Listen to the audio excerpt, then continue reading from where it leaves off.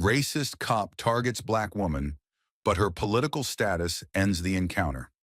In this eye-opening video, we delve into an incident that highlights the pervasive issue of racial profiling within law enforcement. A black woman finds herself the target of an unwarranted police stop that quickly escalates due to the officer's prejudiced assumptions. If you are enthusiastic about this narrative, please inform us. If you appreciated the video, press 1. If not, select 0. Your feedback genuinely motivates me to collect additional uplifting and significant narratives. The city was on the cusp of midnight, and her feet ached after a long day at the law firm. Amelia specialized in corporate law, but was known for her personal advocacy against police corruption. Tonight, she had stayed late, working on a case that could expose a significant corruption ring within the police department, one that implicated several high-ranking officers. Despite her fatigue, she felt a small satisfaction at the thought of justice finally being served. Amelia was not an ordinary lawyer. She was tenacious, unafraid of challenging the powerful. Her brother, Joshua Wright, a former Marine with a background in security operations, had instilled in her the importance of resilience and standing up for justice. Their bond was unbreakable, rooted in a shared belief that no one should be above the law. Joshua was her protector and confidant, someone who understood the weight of her work and the risks that came with it. Though he no longer actively served, Joshua remained vigilant about the safety of his family and would drop everything to defend Amelia if she were in danger. As Amelia walked down the dimly lit street, she noticed a police cruiser parked at the corner, its headlights off, blending into the shadows.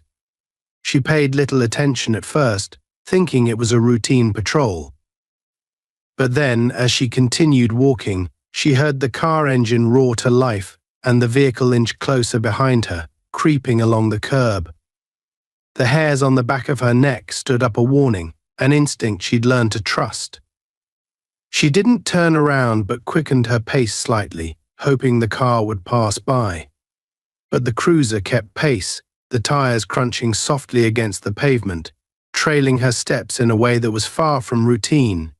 Inside the car was Officer Thomas Kane, a man with a reputation that was whispered about but never confirmed, aggressive, reckless, and feared even among his colleagues. Kane had heard rumors about Amelia Wright, the crusading lawyer, who'd been stirring trouble by targeting officers involved in corruption cases. He knew she was working on a case that could potentially expose his past activities, and to Kane, that made her a threat. The department, while silent publicly, had its ways of protecting its own, and Kane was one of those officers who took that protection as a license to act with impunity.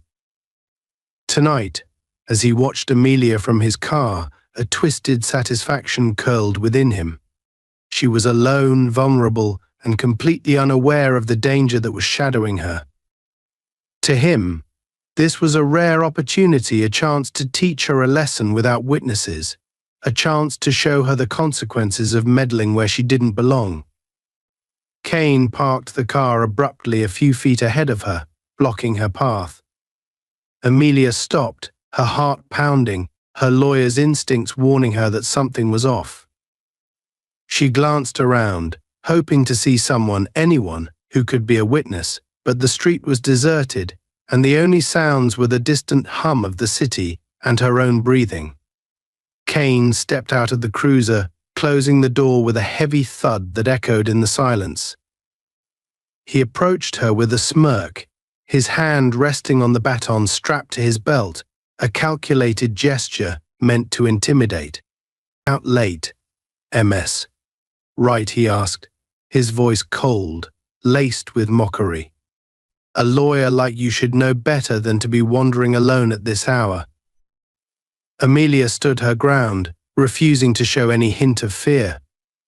"Officer, is there a reason you're blocking my path?" she asked, her tone steady, though she could feel the adrenaline building within her. She knew Kane by reputation and understood that this was no ordinary stop. She was aware of his history, aware that he had ties to several corruption cases she'd investigated, but she hadn't anticipated encountering him face to face like this. Kane's smirk widened. "Oh, I'm just doing my duty, MS, right?" he said, his tone dripping with condescension, making sure the streets are safe from questionable elements. Amelia felt a wave of anger rise within her, but she forced herself to stay calm. "I'm a lawyer, Officer Kane," she replied, enunciating each word. "You're well aware of who I am. If you're implying anything else, I'd advise you to choose your words carefully." Kane took a step closer, his expression darkening. He was not used to being spoken to with such confidence, especially by someone he considered a threat. "Confidence," he muttered, almost to himself. But confidence doesn't save you in situations like this. Without warning, he grabbed her by the arm, his grip bruising, and pulled her toward him. "What do you think you're doing?" Amelia gasped, struggling against his hold. Her voice was firm, but there was a flicker of fear in her eyes now. Kane's face was close to hers, and she could see the cold, malevolent glint in his gaze. "Teaching you a lesson," he whispered, tightening his grip. "You think you can waltz into our world, dig up dirt on us, and walk away unscathed? You have no idea what you're dealing with." Amelia struggled, her mind racing, trying to recall any nearby landmarks, any escape routes. Her phone was in her pocket, but his hold was too tight for her to reach it. She managed to twist slightly, hoping to break free, but he responded by slamming her against the side of his cruiser. The impact left her breathless, her vision blurring momentarily. Kane didn't stop there. He forced her down, twisting her arms behind her back, ignoring her gasps of pain. "You think you're brave," he snarled. "You think you're untouchable because you're a lawyer." His voice was filled with contempt, each word meant to strip away her confidence. He continued to press her down, his knee grinding into her back. Amelia, struggling to breathe, realized that Kane had no intention of letting her go. Her only hope was her brother Joshua. If only she could reach him. Summoning her last reserves of strength, she shifted just enough to press the emergency alert button on her smartwatch, sending an automatic distress signal directly to Joshua's phone. She knew it was a long shot, but it was all she had. Kane noticed her movement and yanked her hand away from her wrist, not fully understanding what she'd done but sensing that she was up to something. "Trying to be clever, huh?" he sneered. "It's too late for that." Before she could respond, he dragged her toward the rear of the car, opened the trunk, and shoved her inside with a brutal force that made her cry out. The cold metal of the trunk pressed against her injured back as she lay there, dazed and struggling to regain her breath. Kane's face appeared above her, his expression twisted with satisfaction. "Enjoy the ride, MS." "Right," he mocked before slamming the trunk shut, leaving her in complete darkness. Inside the cramped, suffocating space, Amelia fought to control her breathing. She felt every bruise, every cut, the pain radiating through her body, but her mind was focused on one thing: survival. She knew Joshua would come for her, she just had to hold on. Amelia lay in the pitch-black confines of the trunk, her body throbbing with pain from where Kane had shoved her. Every bump and jolt of the road sent fresh waves of agony through her bruised and battered form, but her mind clung to one hope: the emergency signal she had managed to send to her brother. She knew Joshua would see it and understand that she was in immediate danger. They had prepared for situations like this, though neither had ever truly expected it would come to this level of brutality. As the car sped forward, she tried to keep her breathing steady, forcing herself to stay conscious despite the throbbing in her head. She knew that if she lost consciousness now, her chances of survival would drop even further. Kane clearly had a plan for her, and she couldn't afford to let herself fall into helplessness. She strained her ears, trying to pick up any clues about where he might be taking her, but all she could hear was the muffled sound of the engine and the occasional squeak of the car's suspension. Meanwhile, miles away, Joshua Wright was jolted awake by the sharp buzz of his phone on the nightstand. Still half asleep, he reached for it, his instincts honed from years in the military kicking in as he quickly checked the source of the alert. His heart skipped a beat when he saw it, the emergency signal from Amelia's smartwatch. It was a feature they had set up long ago, mostly as a precaution, and they had only used it once before during a minor car accident. But this felt different. Joshua knew his sister, she wouldn't activate this alarm unless she was in real danger. His mind raced, processing the implications as adrenaline coursed through him. There was no time to waste. Throwing on a jacket and grabbing his phone, he quickly checked the location data embedded in her alert. It showed her last known coordinates in a less traveled area on the outskirts of the city. He was familiar with that part of town, industrial, remote, and far from any surveillance cameras or crowded streets. With military precision, Joshua mentally reviewed his plan of action. He sent a quick message to a trusted contact, an ex-colleague from his days in the service, alerting him to Amelia's situation and sharing her location data as a backup. As he sped out of his apartment and into his car, his jaw tightened, and his grip on the steering wheel was like iron. Whoever had taken Amelia had made the gravest mistake of their life. He would not rest until she was safe, and whoever was responsible paid for their actions. Back in the trunk, Amelia was fighting waves of nausea and pain. Every turn, every sudden break sent her tumbling into the metal walls. Her wrists were bruised from her attempts to steady herself, and the darkness only amplified her sense of vulnerability. She tried to focus her mind, forcing herself to stay lucid. She reviewed everything she knew about Kane, every piece of information she had gathered. He was known for his cruelty, his unchecked aggression. But he wasn't acting alone. There was no way someone like him could have gone this far without support. There were larger forces at play, and that realization sent a chill through her.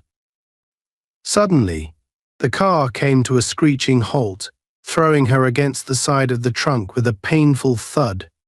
She heard Kane's footsteps approaching, heavy and deliberate.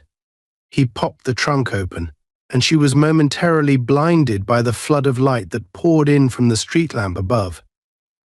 Kane's face appeared, his expression twisted with satisfaction. He reached in, grabbed her roughly by the arm, and yanked her out of the trunk, letting her stumble onto the gravelly ground. Amelia managed to stay on her feet, though her legs wobbled from the impact. They were in the parking lot of a decrepit, abandoned warehouse. The building loomed dark and empty behind them, its windows shattered and walls covered in graffiti. There was no one around, no witnesses, just silence and shadows. Kane's eyes glinted as he looked her up and down, relishing her disheveled state. "You look a little worse for wear, MS. Right," he sneered, mockingly brushing a stray strand of hair from her face. "Not so tough now, are you?" Amelia met his gaze, her voice steady despite the pain. "You think you can get away with this, Kane," she said. "People know where I am. My brother will come for me, and when he does, you'll regret every second of this." Kane laughed, a dark, humorless sound. "Oh, your brother," he taunted. "The ex-Marine hero, right? I've heard all about him. But let's get one thing straight, he's not here, and even if he was, it wouldn't matter. This is between us. You had to go and dig where you didn't belong. Poking around, asking questions, thinking you could bring down a system you don't understand." Amelia straightened up, trying to mask the pain that racked her body. "You think you're safe," she replied, voice full of scorn. "You're nothing but a pawn, Kane. Someone's using you, and you're too stupid to see it. When this is over, you'll be the one they throw under the bus." The words hit their mark. Kane's face twisted with anger, and he raised his hand, slapping her hard across the face. The force of the blow sent her staggering, but she refused to fall, planting her feet firmly on the ground as she glared at him, defiant. Kane's patience was wearing thin. He grabbed her by the collar, dragging her toward the warehouse doors. "Enough of your mouth, right?" he snarled. "You're going to learn the hard way that people like me are untouchable." With a powerful shove, he pushed her through the doors, and they stumbled into the darkened, musty interior of the warehouse. The air was thick with dust, and the faint smell of rust and decay lingered. Kane forced her toward an old metal chair in the center of the room, roughly shoving her down into it. Her body protested, but she bit back any sound, refusing to give him the satisfaction. Kane took a step back, surveying her as if she were an insect pinned beneath glass. "This is where your little crusade ends," he said, his tone calm and methodical. "You think you're brave, that you're going to expose some grand conspiracy? People like me, we don't get exposed, Amelia. We decide what happens in this city." Amelia held his gaze, her expression resolute. "There's always a weak link," she replied, her voice low and steady. "And I'm looking right at it." Kane's face contorted with fury, and he struck her again, this time with the back of his hand, sending her head snapping to the side. Blood trickled from the corner of her mouth, but she didn't flinch. Her silence, her refusal to show fear, seemed to unnerve him, making him question whether he truly had control of the situation. As he paced in front of her, Kane's mind raced, trying to find the right words to break her. He leaned close, his voice a venomous whisper. "No one's coming for you. You've pushed too far right. I've covered my tracks, and I'll make sure there's no evidence left of this little encounter. You'll be just another cautionary tale, a reminder of what happens when you cross the wrong people." Amelia's eyes narrowed, a faint smile playing on her lips despite the pain.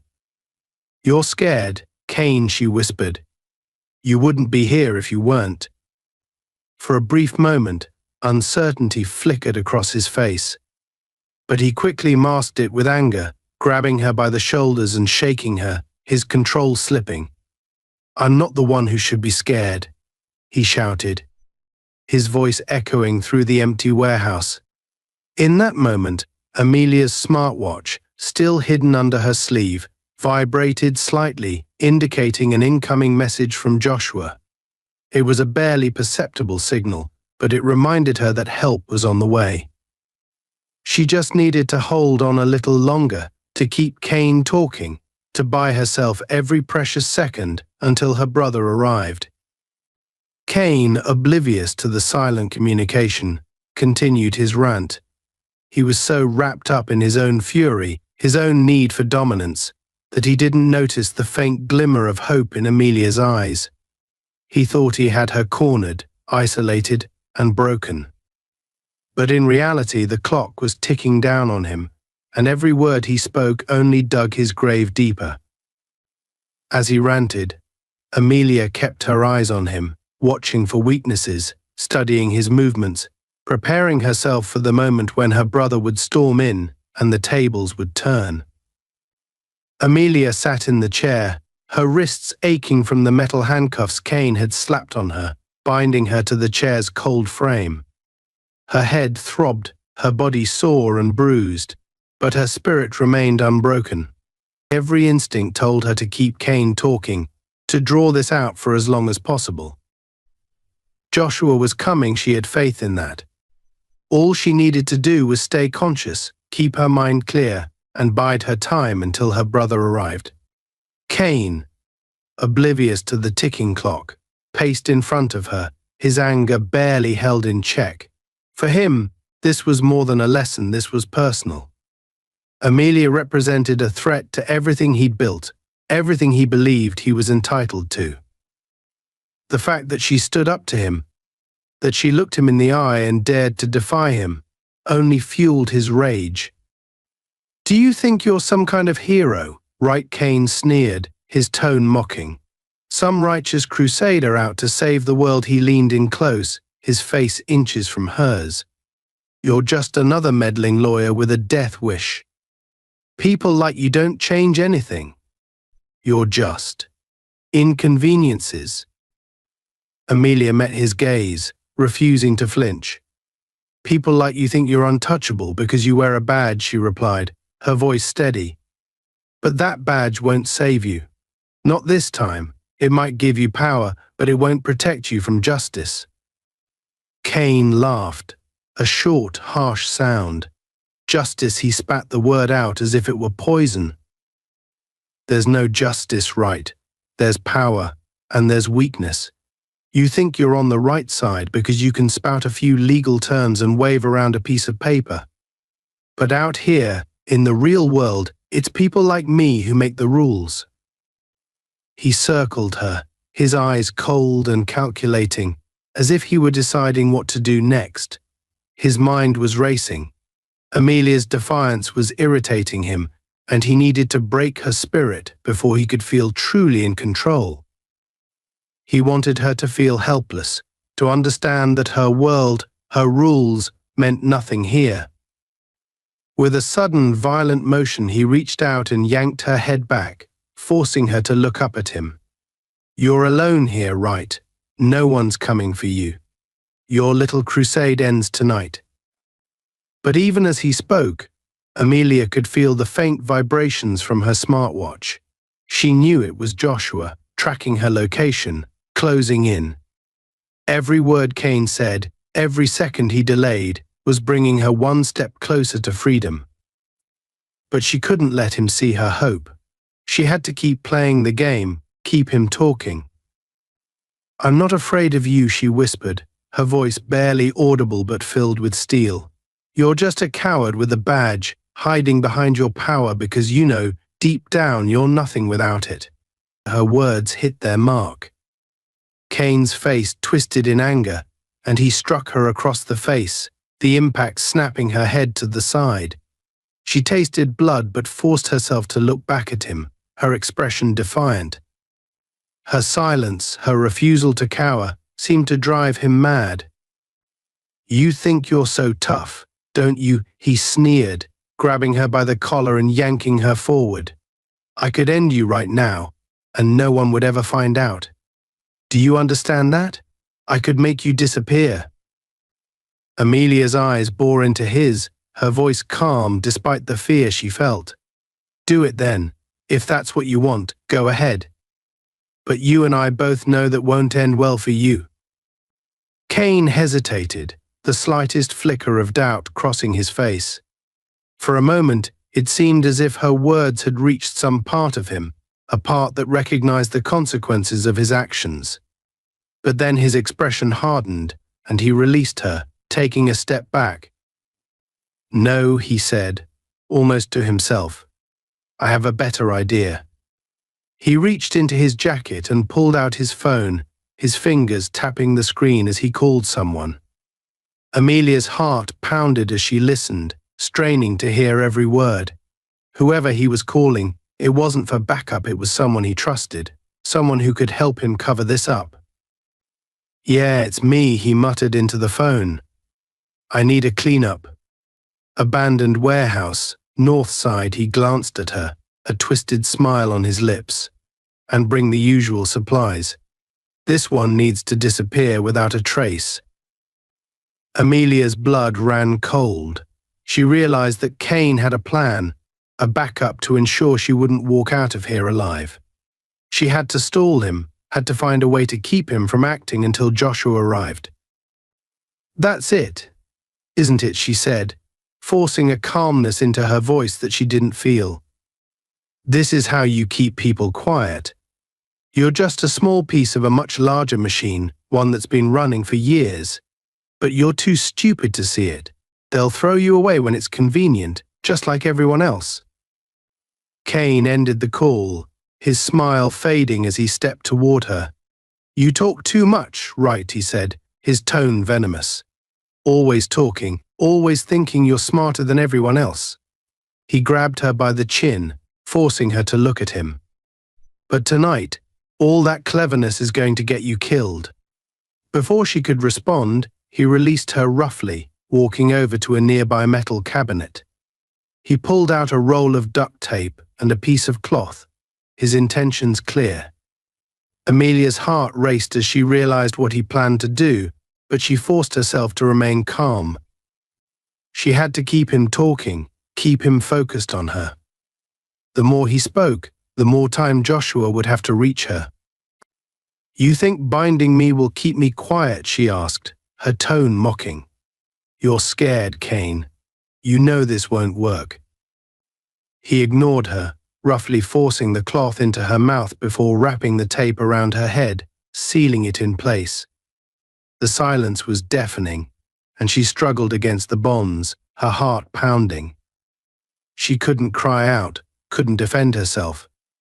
Her hope now rested entirely in Joshua's hands. As he finished securing her, Kane took a step back, admiring his work with a smug expression. "Not so tough now, are you?" he sneered. "You should have stayed in your lane, right? But now, you're going to be a lesson to everyone else who thinks they can take on people like me." Amelia's eyes blazed with fury, but she remained still, biding her time. She had to trust Joshua, trust that he would find her in time.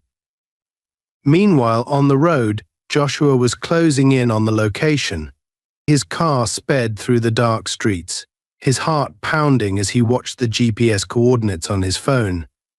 He knew he was close, but there was no way of knowing what condition Amelia would be in when he arrived. His mind raced with memories of their childhood, of the times he'd protected her from bullies and stood by her side during her toughest moments. She was more than his sister, she was his best friend, his family, and he would do anything to protect her. He pulled up to the warehouse, parking his car in the shadows to avoid detection. Stepping out, he took a deep breath, mentally preparing himself for what lay ahead. He knew he couldn't storm in recklessly, he needed to be smart, methodical. He quickly texted his backup contact, confirming his arrival, and began making his way toward the entrance, his movements silent and precise. The warehouse loomed in front of him, its windows dark, its walls scarred by years of neglect. He approached cautiously, slipping through the shadows, his military training kicking in. As he neared the entrance, he heard voices from within, muffled, indistinct, but enough to tell him he was in the right place.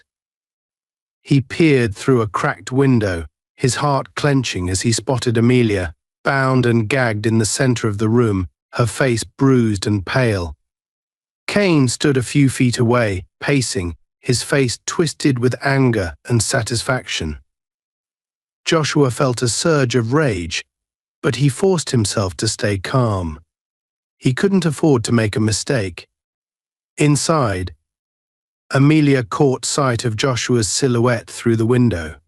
Relief flooded her, and she felt a renewed strength fill her body. She knew Joshua would have a plan, that he wouldn't let her suffer at Kane's hands any longer. She locked eyes with him for a split second, enough to let him know that she was aware of his presence, and then quickly looked away, not wanting to alert Kane. Kane, oblivious to the new threat, continued his monologue, pacing around her, talking to himself as much as to her. "People like you think you're better than us. You think you're untouchable, above the law. But out here, there is no law. There's only power, and I have it." Joshua moved stealthily around the side of the building, positioning himself near an open door. He could hear Kane's voice, could feel the intensity of his threats, and he knew he needed to act fast. With silent precision, he slipped into the warehouse, staying in the shadows, his movements deliberate and controlled. He crept closer, his eyes fixed on Kane, assessing every detail, every possible weakness. Kane was too wrapped up in his own speech, too confident in his control over Amelia, to notice the silent approach of her brother. Joshua moved behind a stack of crates, his gaze never leaving Kane. And then, In one swift, controlled motion, Joshua stepped out of the shadows, his presence suddenly undeniable. Cain froze, the smug expression on his face melting away as he realized he was no longer alone. "Who the hell?" Cain started, but his voice trailed off as he recognized the man standing before him. "Let her go," Joshua said, his voice cold and deadly. His eyes blazed with fury, but his stance was calm, controlled. He was a man on a mission, a man with a purpose, and nothing would deter him. Cain laughed nervously, trying to regain his composure. "You must be the brother," he said, forcing a sneer. "This doesn't concern you, so I suggest you turn around and leave." Joshua took a step closer, his gaze never wavering. "I'm not going anywhere without her," he replied, his voice steady. "And if you think you're going to walk out of here after what you've done, you're even more delusional than I thought." Cain's face twisted with anger, and he reached for his weapon, but Joshua was faster. With a swift, brutal movement, he disarmed Cain, knocking the gun from his hand and sending it skidding across the floor. Cain staggered back, his confidence shattered as he realized he was dealing with someone far more skilled than he had anticipated. Joshua closed the distance between them, his fists clenched, his eyes blazing with righteous fury. "You thought you could take her, hurt her, and get away with it?" he demanded, his voice a low, menacing growl. "You have no idea who you're dealing with." Cain tried to scramble away, but Joshua was relentless. He grabbed him by the collar, forcing him to look into his eyes. "You're going to pay for every second of pain you put her through," he said, his voice filled with conviction. "But first you're going to tell me everything I want to know." He threw Cain to the ground, standing over him like a vengeful shadow. Joshua stood over Cain, his expression hardened, his body radiating an intimidating calmness honed by years of military discipline. Every fiber of his being demanded that he give in to his anger, that he make Cain suffer for every bruise, every cut, every drop of blood his sister had shed. But Joshua was no impulsive brute. He had been trained to channel his rage, to turn it into precise action, and he knew Amelia needed him to keep a clear head. Cain lay sprawled on the ground, his confidence shattered, a flicker of fear showing in his eyes for the first time. Gone was the smug, self-assured bully who had dragged Amelia to this dark place. For the first time, Cain realized he wasn't in control, and he could feel the tide of power shifting away from him. Joshua knelt down, grabbing Cain by the collar and forcing him to sit up. He could see Amelia watching them, her gaze full of silent strength despite her injuries. Joshua glanced at her, a look of reassurance in his eyes, before turning his full attention back to Cain. "You're going to tell me everything," Joshua said, his voice a low, dangerous growl. "Who are you working with? Who gave you the order to come after my sister?" Cain struggled, his bravado still flickering, a weak attempt to reassert some semblance of control. You think this is going to save her?" he sneered, though the fear in his eyes betrayed him. "You have no idea who you're dealing with. There are people way above me, people who will make sure both of you disappear if you keep pushing." Joshua tightened his grip, forcing Cain to meet his eyes. "That's not the answer I was looking for," he said, his voice colder than steel. "I'm giving you one chance to tell me what I want to know, or I make sure you understand exactly what it feels like to be powerless." Cain's eyes darted around, desperately searching for an escape, but there was none. He was cornered, with Joshua's unyielding gaze locked onto him. His mind raced, trying to calculate his next move, but he could see no way out. For the first time, he was the one being interrogated, the one without power, and the realization filled him with dread. "Fine," he spat, his voice laced with reluctant defeat. "I was told to keep her quiet, to make sure she couldn't dig any deeper into her investigations. There are people in the department, powerful people, who don't like it when lawyers like her start asking questions. They knew she was coming close to something big, something that could bring down a lot of people. Joshua's eyes narrowed, his mind racing as he processed the information. He had suspected that Amelia's work was more dangerous than she let on, but this was confirmation. She had uncovered something massive, something that made people like Kane willing to go to extreme lengths to silence her. "Names," Joshua demanded, his voice sharp. "I want names, Kane." Kane hesitated, his lips pressed into a thin line. "You don't understand," he muttered, almost to himself. "They'll kill me if I talk." Joshua's expression darkened, and he tightened his grip on Kane's collar, his voice dripping with controlled menace. "You should be more worried about what I'll do if you don't talk." Kane swallowed hard, his eyes flickering to Amelia, as if hoping she might intervene. But Amelia only watched him with cold detachment, her bruised face a testament to his cruelty. She wasn't going to save him. He was on his own.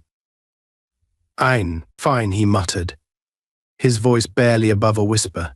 "There's a network. Officers, officials, people high up in the department. They cover each other's tracks, make sure no one gets caught. They call themselves the Shield. They handle problems. Like your sister." Joshua's expression remained impassive, but his mind raced, absorbing every word. He had heard rumors of corruption in the department, whispers of an organized group that operated beyond the law, but he had never realized it ran this deep. "Who's in charge?" he demanded, his voice steady. Kane hesitated, fear etched into his features. He looked away, refusing to meet Joshua's gaze. "I don't know," he muttered. "I've never met them. I only get my orders from a contact, Officer Benson. He's the one who told me to handle this, to make sure she couldn't go any further." Joshua's jaw tightened. Benson. He had heard the name before, an officer with a clean record on paper, but a reputation for taking on special assignments if Benson was involved. This went all the way up the chain of command. "You're going to take us to Benson," Joshua said, his tone final. "And you're going to tell him exactly what you told me." Kane's eyes widened, a look of horror crossing his face. "Are you insane? He'll kill me. He'll kill all of us." Joshua released his grip, letting Kane slump back to the ground. "That's not my problem. You made this mess, and now you're going to clean it up." Kane sat there, breathing heavily, his mind racing. He knew he had no choice. Joshua's gaze left no room for negotiation.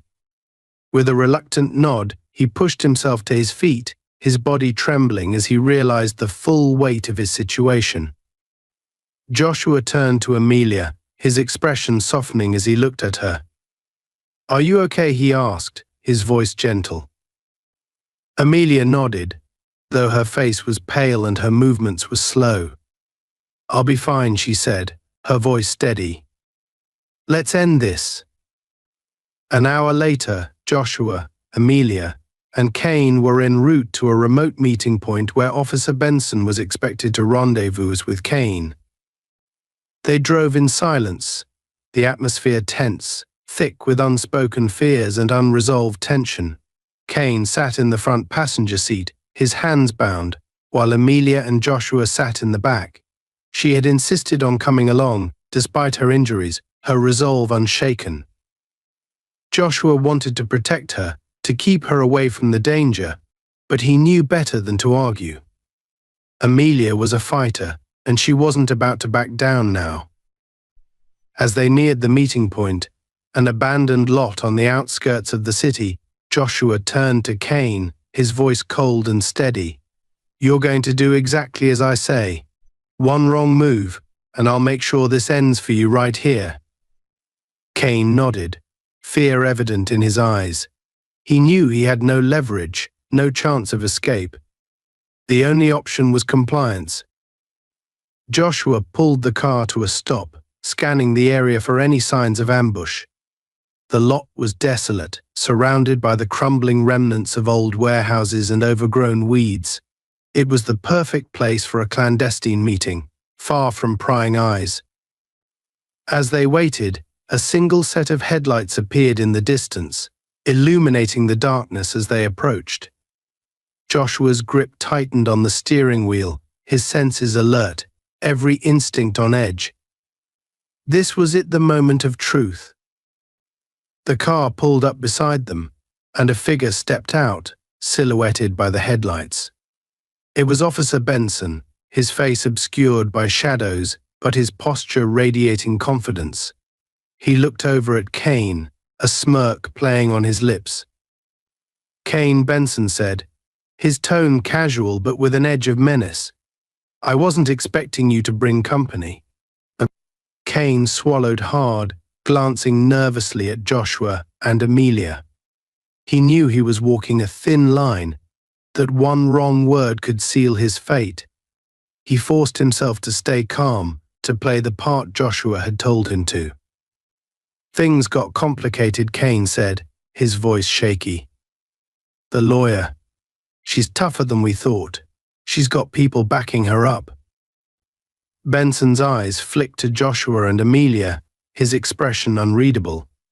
"I see," he said slowly, "and I assume these people think they're going to stop us." Joshua stepped forward, his eyes hard and unwavering. "This ends tonight, Benson. We know everything about the Shield, about your operations, about every dirty move you've made to protect yourself." Benson laughed, a cold, hollow sound that echoed across the empty lot. "Is that so?" he said, his voice dripping with disdain. "And what exactly do you plan to do with this information? You're a nobody, right?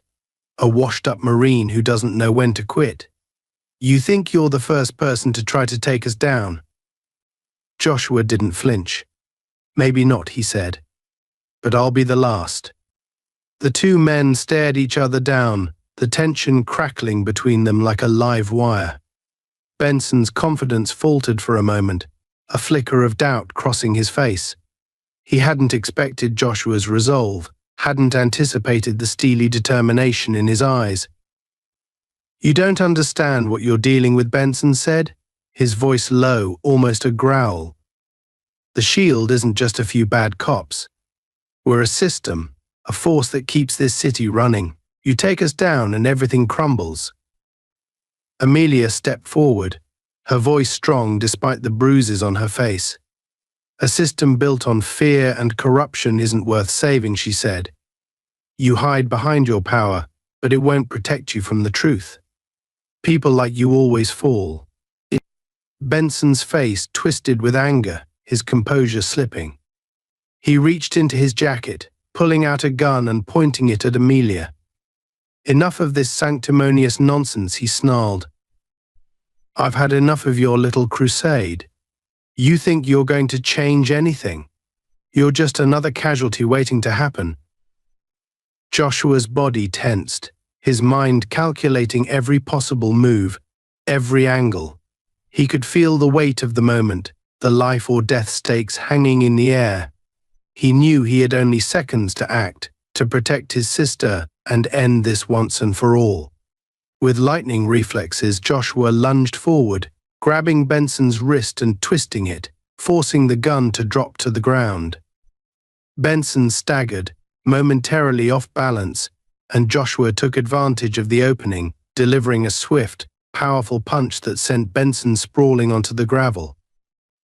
Benson scrambled to his feet, his face contorted with rage, but Joshua was relentless. He advanced on him, each step measured, his eyes locked onto his target.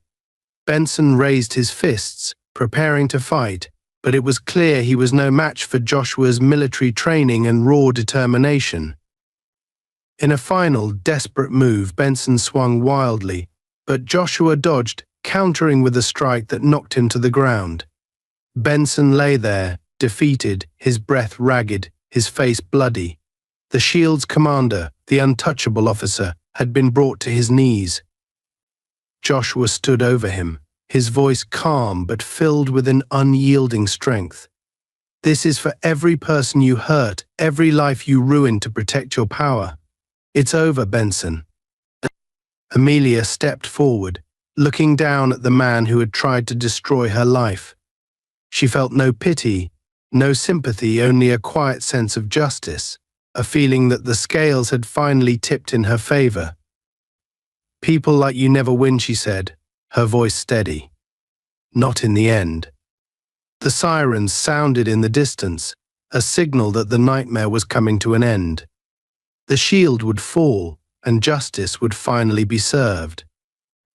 The distant sound of sirens broke the heavy silence that had fallen over the abandoned lot. Joshua and Amelia stood over Benson, who lay sprawled and bloodied on the gravel. Despite the gun pointed at him just moments before, Joshua's calm, steely gaze hadn't faltered. He had protected his sister, and now the tables were turning in their favor. But both siblings knew that their victory was fragile, one step closer to justice, but nowhere near safe. Amelia could feel a chill creeping up her spine as she looked down at Benson, his face twisted in pain and rage. This was a man who had built his power on fear, on the assumption that he was untouchable. And yet here he was, at the mercy of the very people he'd sought to destroy. Joshua's instincts told him that something was wrong, that the sirens weren't the end of the danger. If anything, the real trouble might only be beginning. "Don't think this is over," Benson muttered, a thin, defiant smirk crossing his bruised face. "You think you've won just because you managed to knock me down. You have no idea what you're up against."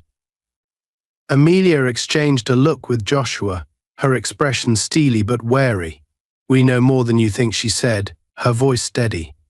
"Your entire operation, every dirty deal, every corrupt officer, we're going to bring it all down. The shield ends here." Benson let out a hoarse laugh, the sound hollow and bitter. "You think I'm the only one? The only person in this city who's willing to do what's necessary to keep things running? There's a dozen more like me, and they won't rest until they've silenced you both." Joshua's jaw tightened, his eyes narrowing as he knelt down beside Benson, gripping his collar. "Then tell us who they are," he demanded. "Give us names." Benson sneered, his gaze filled with a toxic mixture of hate and pride. "Why would I do that? You don't understand, do you? We're everywhere. You think exposing me will change anything? All it'll do is bring more of us after you. And when we find you—" He didn't finish the sentence. Joshua tightened his grip, leaning in close, his voice a deadly whisper. "If you don't give me names, Benson, I'll make sure this is the last conversation you ever have. You're not as untouchable as you think." But Benson only smiled, a twisted, mocking grin that showed his complete lack of fear. "You can threaten me all you want, right? But we both know you won't do it. You're one of the good guys, aren't you? You don't kill in cold blood." Joshua's eyes darkened. "You don't know me as well as you think." Amelia placed a hand on her brother's shoulder, gently pulling him back. "We need him alive, Joshua," she said, her voice calm but firm. "He's no use to us dead. Not yet." Benson laughed again, a grating, ugly sound. "Smart woman," he sneered. "But it won't matter. The people I work with, they don't leave loose ends, and right now you're both at the top of that list." The sirens grew louder, closing in on their location, and Joshua stood up, his mind racing. He knew that whoever was coming might not be allies. Benson had powerful friends, people with the ability to manipulate the system to protect their own. These sirens could easily belong to another branch of the Shield, dispatched to clean up Benson's mess and eliminate any witnesses. "Amelia, we have to move," Joshua said, his tone urgent. He glanced at Benson, who was struggling to get to his feet, his face twisted in pain. "He's coming with us. He's the only leverage we have." Amelia nodded, her expression resolute. She could feel her adrenaline fading, replaced by the steady ache of her injuries, but she pushed the pain aside. They were in too deep to turn back now. This was their only chance to bring down the network that had tormented them, that had nearly cost her her life. Joshua hauled Benson to his feet, half dragging him toward their car. The sirens were close now, the flashing red and blue lights illuminating the dark lot as they approached. Joshua's grip tightened on Benson's collar, his instincts screaming at him to move faster. Just as they reached the car, another police vehicle pulled up, blocking their path. 3 officers stepped out, their expressions hard and cold, their hands hovering near their holsters. Joshua immediately recognized the danger. These weren't ordinary cops, they were part of the SHIELD, Benson's allies, here to clean up the mess. One of the officers, a tall man with a scar cutting across his cheek, stepped forward, his gaze fixed on Joshua and Amelia. "Step away from the car," he ordered, his voice steady and authoritative, "and let Benson go. This doesn't have to get messy." Joshua squared his shoulders, positioning himself between Amelia and the officers. "I don't think so," he replied, his voice firm. "Benson's coming with us. He has information that we're going to make very public." The officer with the scar chuckled, shaking his head. "You really don't get it, do you? Benson's not going anywhere with you. This is the end of the line, right?" Amelia felt a chill run through her as the 3 officers closed in, their hands inching toward their guns. She knew that they were outnumbered and outgunned, but she also knew that Joshua wouldn't back down. They had come too far to give up now. Joshua's gaze didn't waver as he addressed the officers. "If you pull those guns, you'd better be ready to use them," he warned, "because I don't plan on going down easy." The standoff was tense, the air thick with the threat of violence. For a moment, neither side moved, each waiting for the other to make the first move. Amelia's heart pounded in her chest, her mind racing as she calculated their options. She could see the cold determination in the eyes of the officers, the unwavering loyalty they held to the SHIELD, and their own twisted sense of justice. And then, without warning, the officer with the scar drew his gun, pointing it directly at Joshua. "Enough games," he said, his voice deadly. "Hand over Benson, or I'll put you both down right here." Joshua didn't flinch, his gaze locked on the officer, his mind working rapidly. He could see that the situation was escalating fast, and he knew they had only seconds to act. He glanced at Amelia, a silent message passing between them, a shared understanding born from years of facing challenges together. In a flash, Joshua lunged forward, grabbing Benson and using him as a shield, positioning him between himself and the officers. Benson let out a strangled cry, his body twisting as Joshua held him firmly, using him as leverage. "Stand down," Joshua barked, his voice echoing across the lot. "If you want him, you'll have to go through me first." The officers hesitated, their guns trained on him, uncertainty flickering in their eyes. They hadn't anticipated this move, hadn't expected that Joshua would be willing to put Benson in harm's way. It was a calculated risk, a gamble that forced them to reconsider their approach. The officer with the scar lowered his weapon slightly, his expression conflicted. He knew that if he fired, he could hit Benson, and that would complicate things for everyone involved. But his hesitation only lasted a moment. He straightened, his resolve hardening as he spoke. "Fine," he said coldly. "If you're so eager to play hero, then you can die with him." Before Joshua could react, the officer gave a subtle nod to his partners, who immediately took aim. Joshua's grip on Benson tightened, and he felt a surge of adrenaline as he realized that they were about to face an all-out assault. But just as the officers prepared to fire, the blinding beams of headlights flooded the lot as another car roared into view. The screech of tires cut through the tension, drawing everyone's attention. The officers turned, momentarily distracted, and Joshua seized the opportunity. He released Benson and tackled Amelia, pulling her down behind the cover of their car just as gunshots rang out.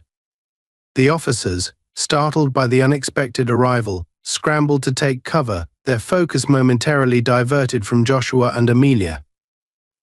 Amelia glanced at Joshua, her face pale but determined.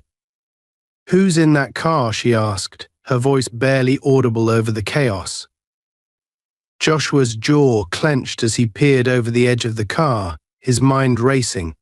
He didn't recognize the vehicle, but whoever was inside had given them a precious few seconds of reprieve. He watched as the driver's door opened, and a figure stepped out, silhouetted by the headlights. To his surprise, it was a woman, her posture confident and unshaken.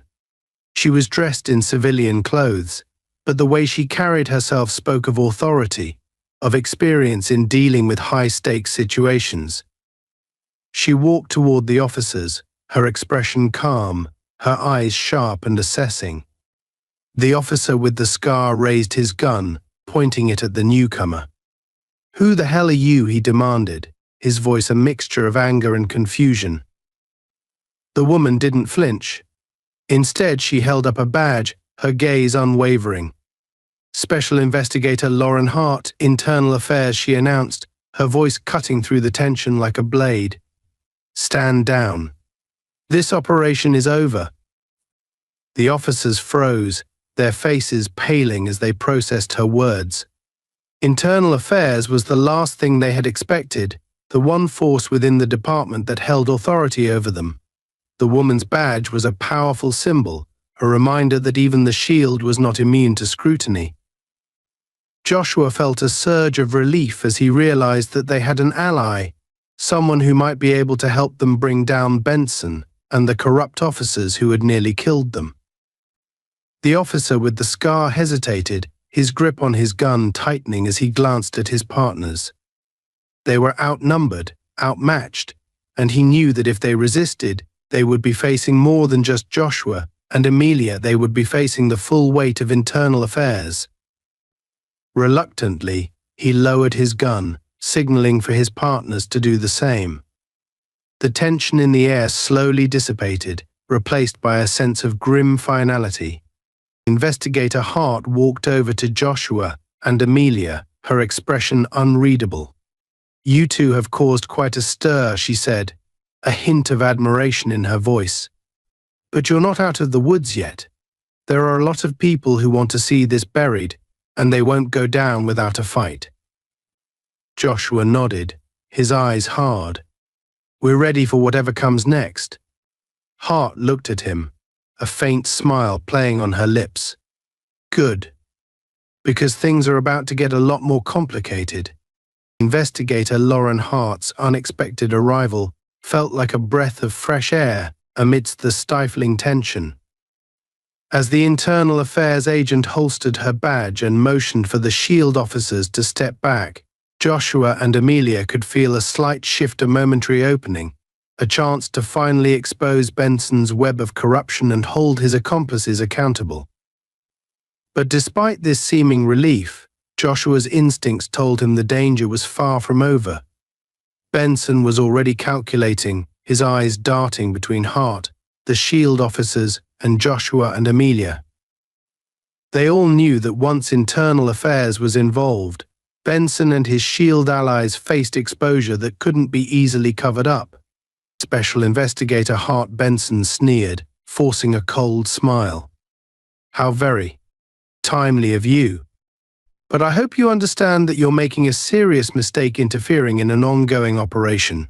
Hart's gaze was unyielding, her calm demeanor underscored by an air of authority that made it clear she wasn't easily intimidated.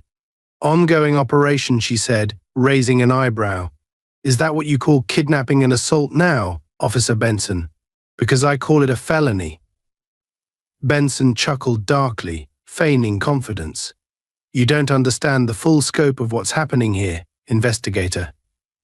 This isn't a simple case of right and wrong, there are bigger interests at play, and I'd be very careful about sticking your nose in places it doesn't belong. Hart's lips curled into a slight smile, undeterred. I've heard that line 100 times, Benson. It never ends well for the people who say it. As Hart's attention shifted briefly to the other officers, Benson seized his chance. In a swift, practiced movement, he reached inside his jacket and drew a concealed gun, pointing it directly at Hart. Joshua's body tensed, his instincts screaming at him to act, but he knew that one wrong move could spell disaster for them all. Hart, however, remained calm, her gaze meeting Benson's without a hint of fear. "Put the gun down, Benson," she said firmly. "This is over. Don't make it worse." But Benson's face twisted in rage. A man backed into a corner with no escape. "No, you don't get it," he spat. "I've spent years building this, protecting this system. You think you can just waltz in here and tear it all down? Not a chance." Joshua's voice cut through the silence, steady and unyielding. "Your system was built on lies, Benson.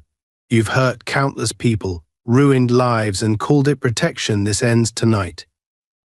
For a moment, Benson seemed to waver, the cold reality of his situation flickering in his eyes. But then his gaze hardened, and he turned the gun toward Amelia, his expression darkening. "If I'm going down, she's coming with me." Time seemed to slow. Joshua's muscles coiled, ready to spring, but he knew he needed to stay calm. Any sudden movement could push Benson to pull the trigger. Hart, her hand hovering near her own weapon, was equally still, her eyes tracking Benson's every move. "Let her go." "Benson," Joshua said, his voice a low, deadly whisper. "You don't want to do this." Benson sneered, his grip on the gun tightening. "You're wrong, right? I don't just want to do this. I need to do this." In that instant, as Benson's finger began to tighten on the trigger, Joshua acted.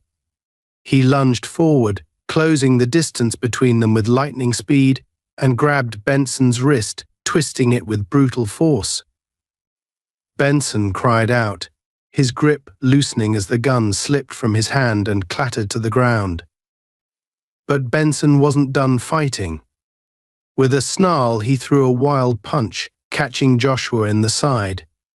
Joshua staggered but quickly regained his balance, blocking Benson's next swing and countering with a powerful strike to his jaw. Benson stumbled back, his confidence shattered as he realized that his power, his control over this situation was slipping through his fingers. Hart moved in, her gun now trained on Benson, her voice calm but commanding. "It's over, Benson. Hands behind your head now." Benson looked at her, his face twisted in a mixture of rage and desperation. He could see that his allies, the SHIELD officers, were frozen in place, unwilling to risk themselves any further. In that moment, he understood that he was alone. But instead of complying, Benson let out a harsh, bitter laugh, his eyes filled with a manic gleam. "You think this changes anything? There are people far more powerful than you could ever imagine who will make sure you never leave here alive." Joshua's gaze darkened, his voice steady. "Then I'll make sure every one of them goes down with you." Benson hesitated, a flicker of uncertainty crossing his face, but his pride wouldn't allow him to back down. With a sudden, reckless move, he turned and bolted toward the car, his footsteps pounding against the gravel as he tried to escape. But he didn't get far. Hart fired a warning shot into the ground, the sound echoing across the lot. "Stop, Benson," she commanded. "One more step, and the next shot won't miss." Benson froze, his shoulders slumping as he realized he had nowhere left to run. He turned slowly, his face pale, his expression one of defeat and simmering fury. Joshua and Amelia moved closer, standing side by side as they faced the man who had threatened to destroy them. "Now we're done," Hart said, her gaze unwavering as she motioned to the other officers. Take him in, and don't think about covering for him. Internal Affairs will be watching. The SHIELD officers exchanged wary glances, knowing they had no choice but to comply. One by one they stepped forward, placing Benson in cuffs and leading him toward their vehicle. He struggled briefly, but it was clear that his fight was over. As Benson was led away, Amelia exhaled, the weight of the past few hours settling heavily on her. She turned to Joshua, a look of gratitude and relief in her eyes. "We did it," she said softly, her voice barely above a whisper. "It's finally over." Over. Joshua nodded, his gaze warm as he wrapped an arm around her shoulders, steadying her. "We did," he replied. "But this is only the beginning. There's still work to do." Art approached them, her expression unreadable as she looked between the siblings. "You two just took down one of the most corrupt officers in the department," she said. "But you've stirred up a hornet's nest. Benson wasn't lying. There are people who won't take this lightly." Amelia straightened, her face resolute despite her injuries. "Then we'll be ready," she said, her voice firm. "We're not backing down." Hart studied her for a moment, a faint smile touching her lips. "Good, because we could use more people like you on our side." She turned, signaling to her team to secure the scene, leaving Joshua and Amelia alone in the fading glow of the headlights. The weight of what they had accomplished began to sink in, the realization that they had struck a blow against a powerful network of corruption, a network that wouldn't go down without a fight. Joshua's gaze softened as he looked at his sister, pride and admiration evident in his eyes. "You did well, Amelia," he said quietly. "You never gave up." Amelia managed a small smile, exhaustion evident in her features. "I learned from the best," she replied, leaning against him as they walked toward the car. Despite the victory, she knew that the battle was far from over. There would be repercussions, threats they hadn't yet seen. But for now, she allowed herself a moment of peace, a brief respite in the knowledge that they had survived, that justice, however fragile, had prevailed. And as they drove away from the dark, empty lot, leaving the echoes of the night behind them, Amelia knew that she and Joshua would face whatever came next together. The shield had fallen, but the fight for justice had only just begun. Days had passed since that fateful night, yet the echoes of the encounter lingered in Amelia and Joshua's lives like shadows that refused to disappear.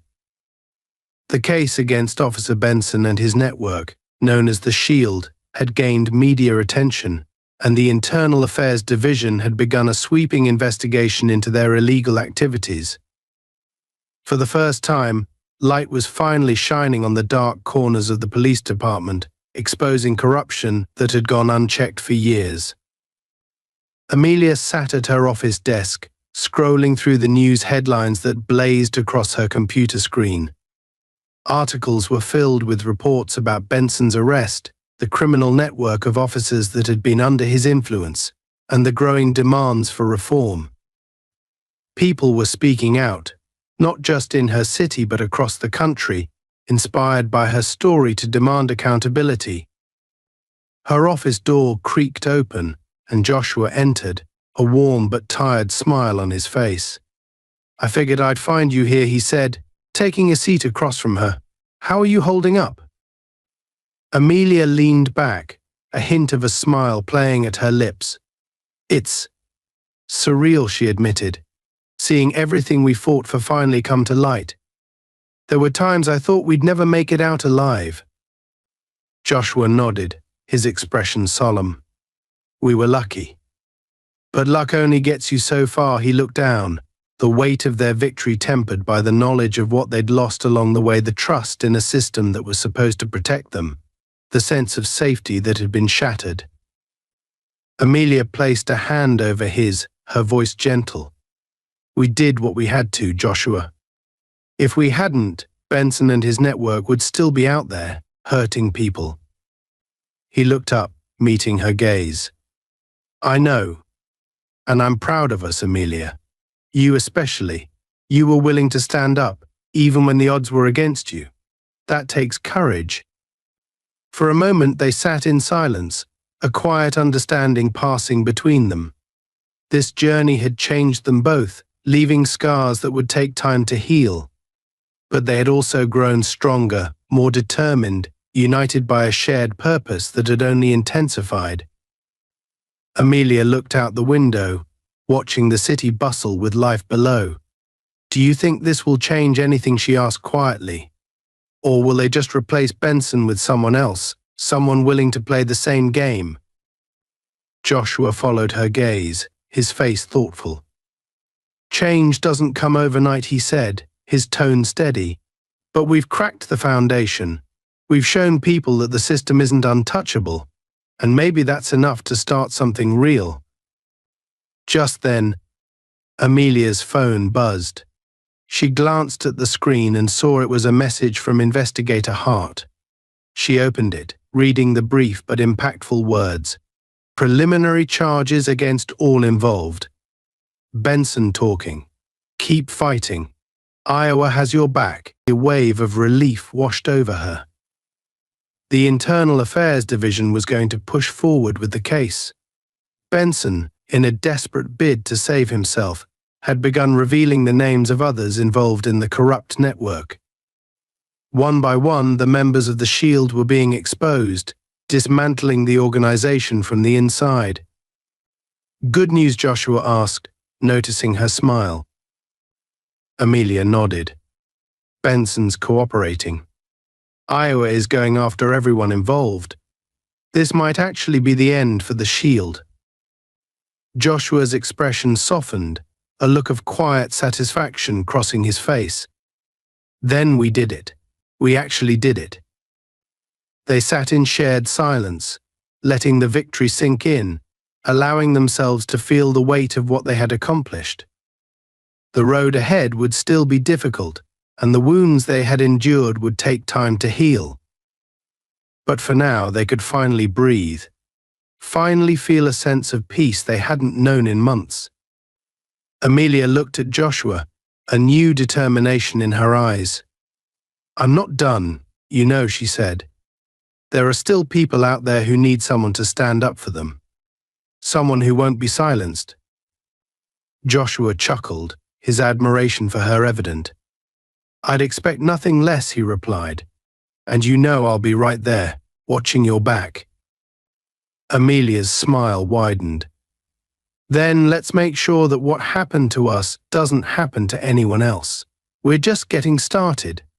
Together, they left the office, stepping out into the city that had once felt so oppressive but now seemed to hold a new promise.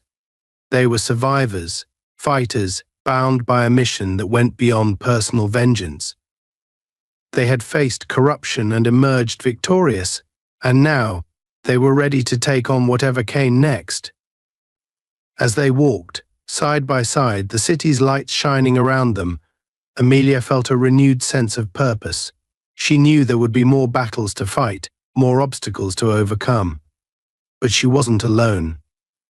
She had her brother, her unwavering ally, and a community that was beginning to wake up, to see the cracks in the system and demand justice. For Amelia and Joshua, this was only the beginning.